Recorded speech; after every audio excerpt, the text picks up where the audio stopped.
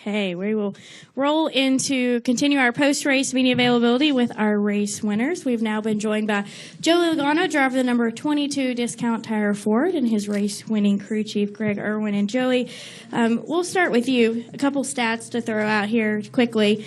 This was your 22nd NASCAR Xfinity Series win. It was also your second career perfect driver rating. And also, in 2000... What is a perfect driver rating? I don't even know what that means. The perfect driver rating? Huh. You earned your first one in Dover in 2012. And then also, you won your first NASCAR Xfinity race in 2008. And you won every year except last year.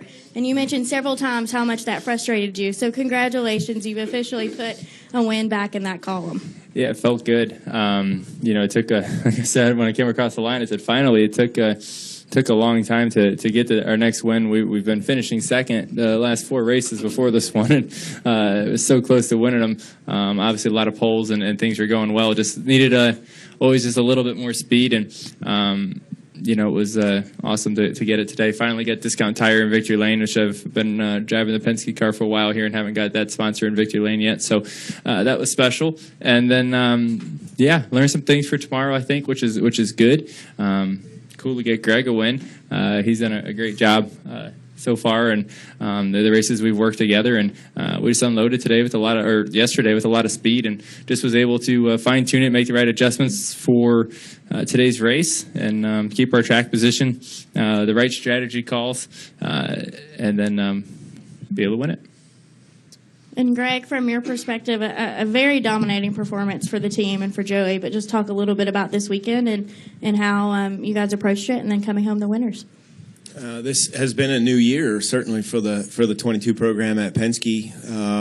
We've got about 4 new people involved in the program, and I'll consider myself new to the thing. I had last year in a bit of a helper role, so it was nice to get all those guys up to speed. And I think really the most gratifying, the 2 things that I'll take away from today is the fact that we've been in contention to win every race this year, Daytona and Atlanta, certainly last week at Vegas, and it means a lot, honestly, to me, knowing how dominant Joey's been over the years in the Nationwide Xfinity Series to be able to kind of kick the door down today. So to come here and do it the way we were able to do it feels terrific, and I hopefully those fellows are going to enjoy this one. Right. We'll go ahead and open for questions for Joey or Greg, and we'll start with Tom, and then go to Lee, and then Chris. Go ahead. Hi, Joey. Tom Jensen, FoxSports.com. There's not much to talk about today because you kicked everybody's ass so badly. What about tomorrow? What's it going to take to beat Harvick? Because you seem to be the only guy who has the speed to run with him. I wouldn't say we're the only guy that has the speed to run with them. I wouldn't say we are the guy that has the speed to run with them either. I felt like our last run there in Happy Hour, we made a long run, 25 laps, and I felt like we were okay. And then I look at the times, and we're just a little bit off still. So they got to figure it out with that 4 car right now. I just got to be able to catch up to them. But hey, at least we beat him today. That's good. And we have a shot at getting him tomorrow still, starting on the front row, and we'll try to lead some laps off the bat there and try to maintain some track position and race him as hard as we can and try to beat him. This is his territory for sure. So to be able to race with him and try to beat him, it's going to be a lot of fun. It's a big challenge, but there's no reason why we can't do it. I feel like we made some good gains on our Shell Pennzoil 4 today in practice that were just we're close. A couple more adjustments will be right where we need to be, but I felt like in practice that we're definitely a top 5 car, maybe a little better than that, but we still need one more step to be the winning car right now. Thank you. Lee Spencer, Motorsport.com. We know you're a student of the sport and you love to review tape and everything else. You said on the radio you had learned something in the Mexico race last night. You think that it's something, I don't want you to give away your secret, but is it something that perhaps you can apply to tomorrow as well? No, I didn't really learn anything. I went up in the grandstands and I sat with all the fans last night and watched the the Mexico, was it NASCAR Mexico Series? I think that's what they call it. So I watched it, and then I was laughing because every single lap they go down on the flat, down in the dog leg back there. So I just renamed it the Mexico line because everyone goes down there, and I thought it was hilarious. I don't know how their cars can do it and not fall apart because it's so rough when you go down there. You can only do it so many times, I feel like, before you have a concussion. So it's definitely tough back there, but I thought it was fun just to watch them. All right, go to Chris. In the middle. Chris Knight, catchfans.com. Joey, lap traffic seemed dicey at the beginning of the race, in the middle of the race. Did it get better, or was it something that you were concerned about maybe throughout the whole race? It's definitely a lot of cars that weren't up to speed, and it was challenging for sure because you're able to catch them, and then you have a hard time figuring out what lane to go because you catch them at such a quick rate. You're like, okay, do I go to bottom, I go to top, where are they going to go? And as the race goes, you start to remember what lane they were running and what they're doing, and you're able to go around them. But as soon as they get too wide in front of you, you're kind of like, there's only a few places to go after that. So there's one point I think we were 4 wide into 3 as a leader, and I thought that wasn't really smart, but I did it anyway, and it worked out. But I think you just got to be so aggressive when you come to the lap traffic. That's where we were able to beat Matt. I felt like it was in lap traffic. And the short side, the short run, we were able to check out a little bit, and then he started reeling me back in. And if it was clean racetrack, I think he would have got to us. Would he have be able to pass us? I don't know. But the lap traffic, every time we got to him, we were able to leg it a little bit more. And then when we got clean air, he would catch back up. So definitely was able to work lap traffic a lot because of the balance in my car and being able to be aggressive. So it kind of worked out well. All right, we'll go to Reed and then Stan. Reed Spencer with NASCAR Wire Service. Joe, you mentioned learning something today for tomorrow. What is it? Not exactly, but what is it that translates from this car to the Cup car? And for Greg, will you get together with Todd at all before the race tomorrow? I was able to just find some things. Just tires a little bit different, so to be able to get a run on it and be able to just see where it rubbers in and different lanes and the direction a car would go throughout a run. I feel like this track it's a good track for me. We've had a lot of speed, but like we talked about, we don't completely have it figured out yet. If we did, we'd win every time we were here. So I feel like there's still some question in my mind on what I need my car to drive like. So the more I can race out here, the more I get a better idea of, okay, I need this in practice, and this is what I'm going to have for a problem in the race, and try to work on that. So I think the more laps, the more experience I get here, I can get faster, and given my crew chiefs the right information to make the right adjustments. So we're getting closer. Like I said, we're getting closer, but it's still good to make these laps and be able to take some things for tomorrow. I know Todd was probably watching almost every lap today.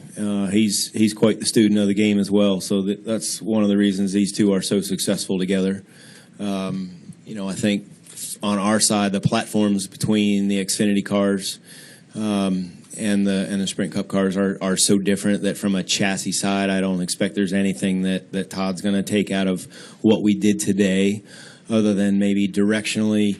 He can look back at how our car was performing, what the balance of our car was in practice, and how our car fired off today, and draw some conclusions there. And some of the things we thought, now we all have very common adjustments. We can all adjust air pressure. We can all adjust the track bar. We can all put wedge in and out of the car. So those are the 3 things that, I'm sure he's going to key in on, and understanding which way the track went again as it rubbered in and got hot. And, that helps him. And they'll do well tomorrow, I'm sure. All right, go ahead, Stan. Stan Creekmore with our CompetitionPlus.com. Actually, similar question, so I'll cut half of it completely away.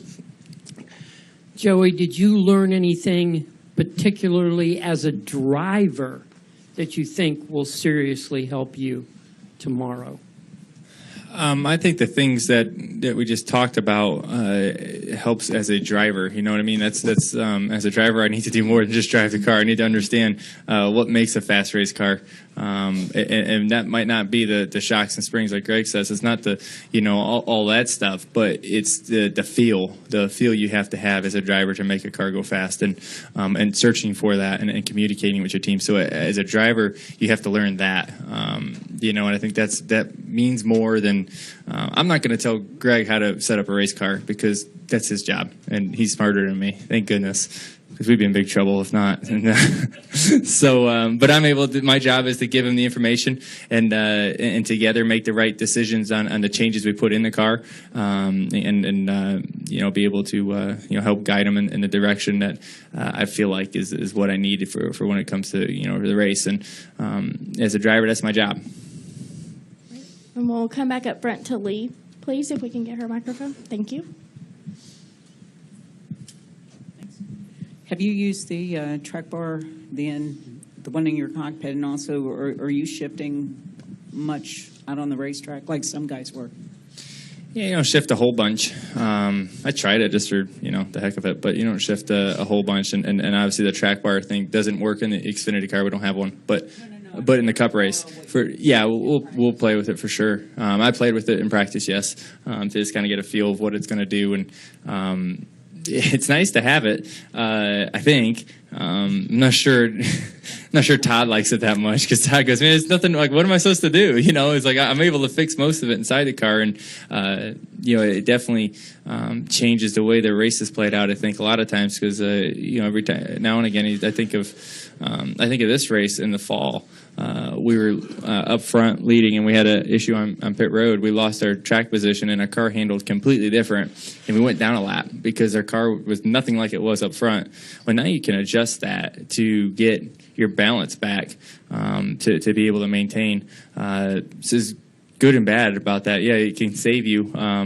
But also it kind of takes a little something different in the race because you don't really have those cars that are going to be comers and goers and change as you get closer to the front and all that. So it takes a little bit out of the crew chief's hands a little bit, which it's just different on how it is. So you don't have to wait till a pit stop to make your adjustment, obviously. So whether that makes a better race or not, I don't know. But it's definitely you have to play the game. You got it in there. You got to be able to work that thing and understand what it does. All right, any additional questions? Okay, we'll go with our final question with Ryan. My recorder stopped working.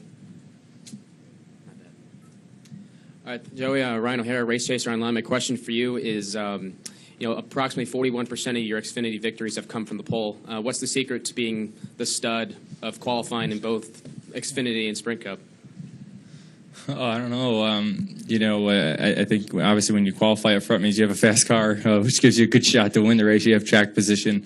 There's a lot of good things that come from getting on the pole, and I think that's what helps you win races. Good, you get a good pit stall.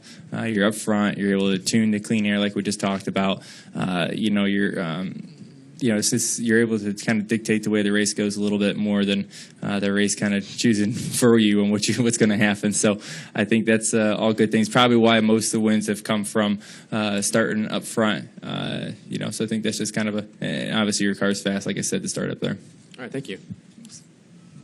All right, thank you. Congratulations again, Joey and Greg. And just a quick note that the 22 car did take over the owner's points lead today. And then also, Joey, you became the third Team Penske driver to win a NASCAR Xfinity Series race here at Phoenix with Sam Hornish Jr. and Brad Keselowski. You are full of stats, by the way. Hey, that's what I'm amazing. here for. So, but congratulations again and best of luck tomorrow. So easy. It was really Ray. I'm not gonna lie. You put a ton of work into that. You read it really well off a piece of paper. I did, right? Now I know where you guys get all the stats from. See? It's all... All right, Thanks, thanks. you guys. See ya. Nice job, Erwin.